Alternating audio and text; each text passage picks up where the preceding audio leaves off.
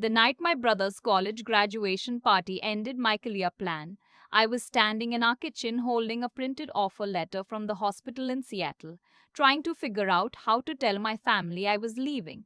Not just the state, but the whole system we'd all been living inside for years. I should back up. My name is Serena. I'm 27.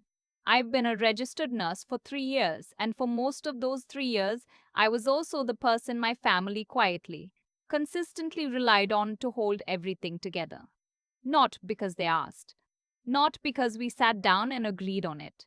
It just happened the way a lot of things happen in families. Gradually, then all at once, until one day you look around and realize you've been carrying something so heavy for so long that you've forgotten what it felt like to put it down. My brother's name is Miles. He's 23. He's always been the one my parents worried about. Not in a bad way, they'd say, just in a he needs a little more support way. Miles had a hard time in middle school, then high school. Then he took 2 gap years before starting community college, which turned into a 4 year degree program at the state school 40 minutes from our house. My parents were so proud when he finally got in that my mom cried at the dinner table. I had graduated 2 years earlier with my nursing degree. My mom had nodded and said, "We always knew you'd figure it out." That sentence lived in me for a long time. I don't want to make my parents sound like monsters. They're not. My dad works in HVAC, long days, tired nights. My mom manages a small alterations shop she's run for 15 years. They love us. I genuinely believe that. But somewhere along the way, love got sorted unevenly and nobody wanted to look directly at the distribution. Miles needed more reassurance, more patience, more grace, so that's what he got. And I learned to need less. I got good at it. I made it a personality trait. By the time I was working night shifts at the regional hospital, 20 minutes from my parents' house, I was also the person my mom called when the shop's QuickBooks wasn't balancing. I'm Robert, the one who drove my dad to his follow up appointments after his knee surgery because Miles had class. I was the one who showed up to family dinners and stayed late to do dishes while Miles sat in the living room watching whatever was on. Nobody asked me to do these things. That's the part that's hardest to explain to people who haven't lived it. There was no conversation where my parents said, "Serena, you're the responsible one, you handle it." It was more like, whenever something needed doing, everyone looked slightly to the left of Miles and found me. I had been offered a position at a hospital in Seattle, a step up role, a pediatric unit, a salary increase that would have actually let me start paying off my student loans at a reasonable pace. I'd applied quietly, interviewed over video call from my car in the hospital parking lot, and gotten the offer in writing on a Tuesday afternoon. I sat with it for 2 weeks before I said anything. I told my mom first on a Saturday morning when Miles was still asleep and my dad was out picking up parts for a job. I thought that was the right call. Tell her privately, give her time to process before it became a family conversation. She listened. She was quiet for a moment. And then she said, "Serena, Miles' graduation party is in 3 weeks. You can't be planning to leave right before that." I told her the job start date was 6 weeks out. Plenty of time. She said, "You know how much this party means to him?" I said I did. I also said I'd be there for the party, no question. But something shifted in that conversation. I could feel it. The way she started to look at me like I was the one making something complicated. The graduation party was planned for a Saturday in June.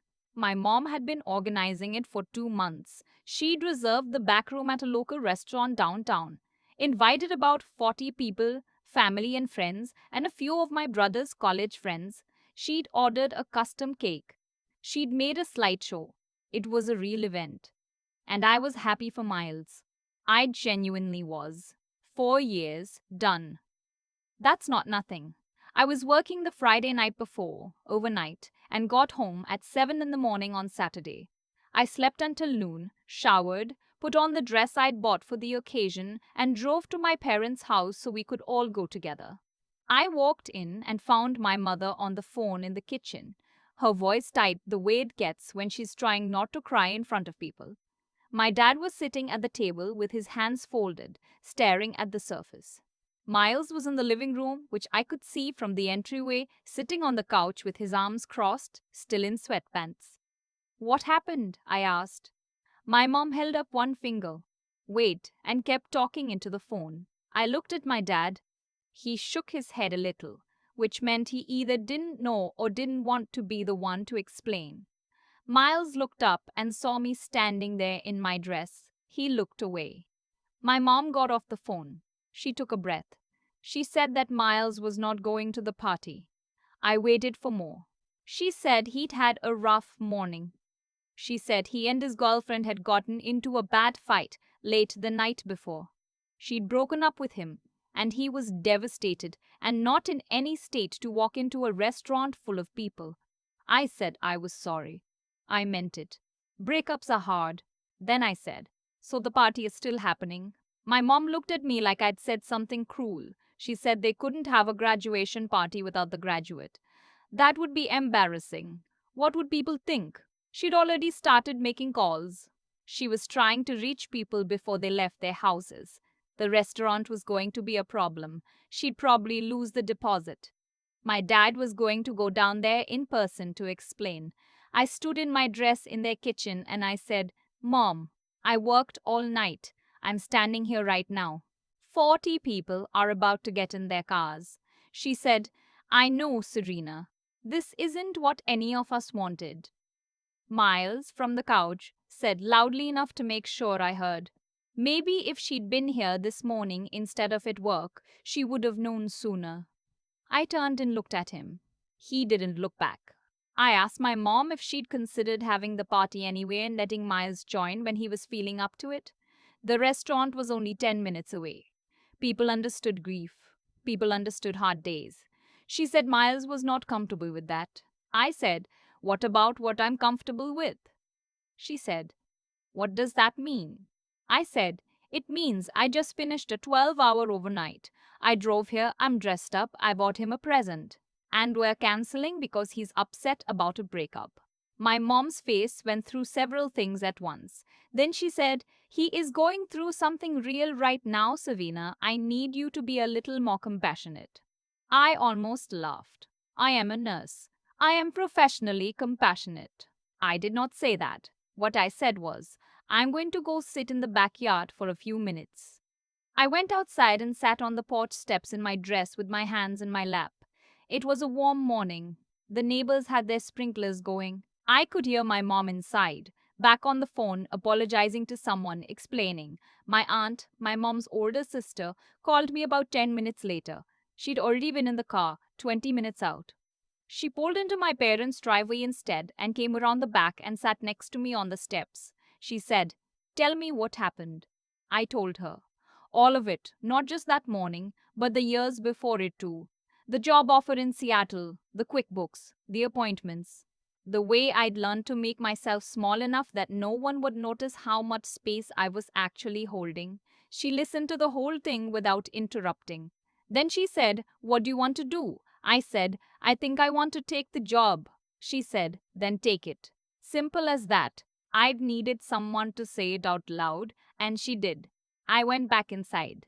Miles had moved to the kitchen by then, made himself a bowl of cereal, was sitting at the table across from my dad. He was still in sweatpants. He looked up when I came in.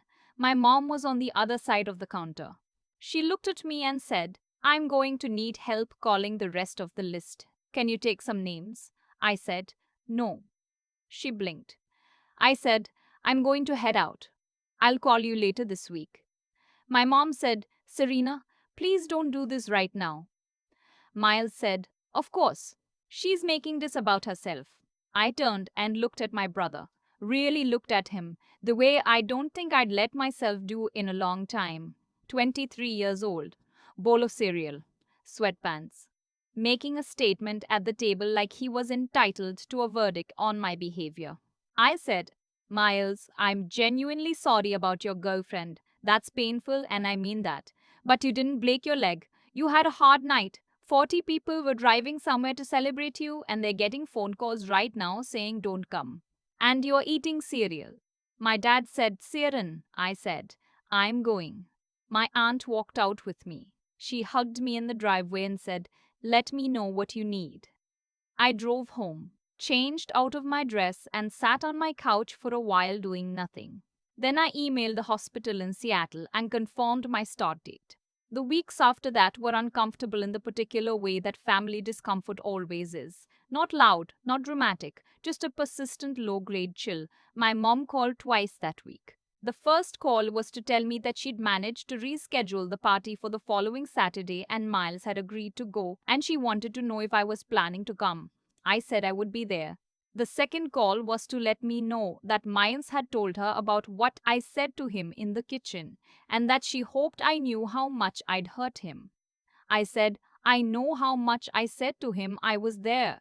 She said, "He's sensitive, Serena." I said, "Mom, I'm aware. We've always been aware." I went to the rescheduled party. I wore the same dress. I gave my brother the present. A nice duffel bag I knew he'd wanted, gift receipt inside. I hugged him. He said thanks. We took pictures. My parents looked happy and relieved. My aunt caught my eye across the room at one point and held it for just a second. A week after the party, I told my parents officially that I was taking the job in Seattle and moving in 5 weeks. My mom's first question was who would handle my dad's follow up appointment in July. I said I'd call the clinic and make sure they had everything squared away before I left. I did that. I made a list of every recurring thing I'd been managing: the shop's tax software, my dad's medication refills, the name of the plumber they liked, and I sent it in an email to both my parents with clear instructions. My dad said, "We're going to miss you." My mom said, "I just hope you're not doing this because you're angry." I said I was doing it because it was a good job and I'd worked hard for it. Miles didn't say anything directly. Through my mom, I eventually heard that he thought I was abandoning the family at a hard time. His graduation apparently still counted as a hard time. He'd also broken up with his next girlfriend by then and had moved back into my parents' house after a brief attempt at renting a place with friends. I moved to Seattle on a Thursday in July. My aunt helped me load the rental truck. My dad came outside when I pulled out of the driveway and waved from the porch. My mom stood next to him and didn't wave but nodded, which was something. The first 3 months in Seattle, I focused on the job. Pediatric nursing has a specific kind of weight to it. It asks a lot, and I gave it a lot. And for the first time in years, I felt like what I was giving was actually going somewhere that mattered. I called my parents on Sundays. The calls were shorter than they used to be. My mom mentioned the shop more. Apparently, the bookkeeping had gotten complicated again, and they'd had to hire someone to sort it out. She didn't directly say she missed how I used to handle it, but the information was delivered in a way that made the implication available. Miles had quit his first graduation job after 2 months. He was looking for something else. He was still at my parents' house. My mom mentioned once that it was harder than expected with two adults in the house and the shop going through a slow period. I listened. I said it sounded stressful. I didn't offer to do anything about it. I want to be careful how I talk about the next part because I'm not interested in celebrating anyone's suffering, including my family's. But here's what happened. My mom's alteration shop had a difficult year. The building's landlord raised the rent significantly. I looked it up later, and commercial rents in that part of town had gone up across the board. She lost two of her long term clients when a big dry cleaning chain opened nearby. She started talking about whether she could keep the shop open. My dad's knee needed a second procedure. Miles was between jobs again. My mom called me in October, not on Sunday, on a Wednesday afternoon, which meant it was something she'd been sitting with. She said things were harder than she'd expected without me nearby. I said I was sorry to hear that. She said, "I think I took for granted how much you did." I sat with that for a moment. 3 years of QuickBooks sessions, appointment drives, late night calls about the shop's cash flow, dinners where I did the dishes while my brother watched TV. The graduation party I'd driven to in a dress after a 12-hour overnight. I said, "I know." She said, "I don't know if I said thank you enough." I said, "You didn't. But I understand it now." That was a true thing. I wasn't angry anymore. Not really. Anger had been useful for a while, and then I'd put it down somewhere around month 2 in Seattle and hadn't needed to pick it back up. What I felt was something more like clarity, like I'd finally started living in the actual square footage of my own life instead of the overflow space of everyone else's. We talked for a while longer. She asked about the job. I told her I loved it, a thing I hadn't been able to say about work before. She told me Miles had gotten a new position at an insurance company, which was good. She sounded tired. Before she got off the phone, she said, "I'm proud of you, Sari. I should say that more." I told her I loved her. I meant that too. My dad texted me the next day. "Just miss you, kid. Glad you're doing well." I stared at that for longer than I should have. My dad is not a big texter. That was a whole thing for him. Miles and I are not close. I don't know if we ever will be. I sent him a birthday message this year and he responded with a thumbs up emoji, which feels about right for where we are. I'm not waiting for a moment of reckoning with him. I stopped expecting people to arrive at realizations on a timeline that's useful to me. He'll either grow up or he won't. That's not mine to manage anymore. I have an apartment in Seattle with a view of the water if I stand at exactly the right angle in the kitchen. I have work friends I've gotten dinner with, a running route I actually like, a plant I've kept alive for 8 months that I'm genuinely proud of. I'm into therapy starting in month 3, which helped me understand that the thing I'd been doing in my family, making myself smaller so there'd be enough room for everyone else, wasn't love exactly. It was a survival strategy I'd built so early I'd forgotten it was optional. I think about that graduation day sometimes. Me in a dress on the porch steps, my mom on the phone canceling the restaurant, my brother at the table with his cereal. And I think about my aunt sitting down next to me and asking what I wanted. No one in that family had asked me that in years. Maybe ever. And the answer had been there the whole time, waiting for someone to leave enough room to say it out loud. Seattle. The job. My own apartment. The plant on the windowsill. What I wanted was this. If you're carrying something that was never supposed to be yours, the question isn't whether you'll ever get credit for it. The question is when you're going to put it down. Because the people who handed it to you aren't going to take it back, they'll just keep handing you more. At some point, you have to be the one who says, "Not this time, I have somewhere to be," and then you go there. I've thought a lot about what actually happened in that kitchen. Not the argument, not the dress, not my brother's cereal, but the moment just before all of it, when I was standing in the doorway and realized that no one in that room was surprised to see me there. That's the part that stays with me. I'd shown up after a 12-hour overnight shift in a dress with a gift, and nobody registered it as effort. It was just expected, because it had always been expected. That's how invisible labor works in families. It doesn't announce itself. It just fills the space quietly until the person doing it forgets they have a choice. I forgot for a long time. Years, honestly. And the thing about forgetting is that it doesn't happen all at once. It happens in small moments that each seem reasonable on their own. One appointment, one late night phone call about tax software, one dinner where you stay to do the dishes because, well, someone has to. The consequences of that pattern were real, and they moved in both directions. My family didn't become difficult because they were bad people. They became what they became because the system we'd built together kept rewarding one kind of behavior and absorbing another kind without comment. Miles never had to grow up because growing up was never required of him. My parents never had to look at the distribution of weight in our house because I kept redistributing it before it became visible. I was part of the problem I was living inside. That's uncomfortable to admit, but it's true. And here's what I've come to understand about cause and effect. Not in any abstract way, but in the plain, functional way that I've watched it operate in my own life. The choices we make about how to spend our energy have consequences that compound over time. My choice to keep absorbing, to keep managing, to keep making myself available, that compounded into a situation where I was indispensable and invisible at the same time. My mom's choice to center miles in every family decision that compounded into a son who couldn't get himself dressed for his own graduation party because his girlfriend had broken up with him the night before. These things are connected. What changed for me wasn't anger. Anger was there for a while, and it was useful. It got me out of the driveway, but it wasn't what built the life I have now. What built this was a quieter thing, a decision to take my own competence seriously, to point it somewhere that would actually receive it.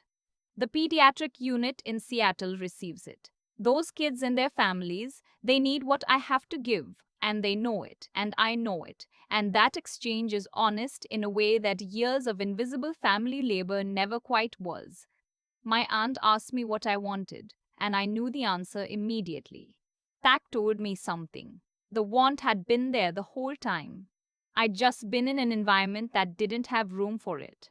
If you're the person in your family who holds everything together, the one who shows up, the one who makes the calls, the one who figures it out, I want you to hear this. That capability is yours. You built it, it belongs to you, and you are allowed to decide where it goes. Put it somewhere that sees you back.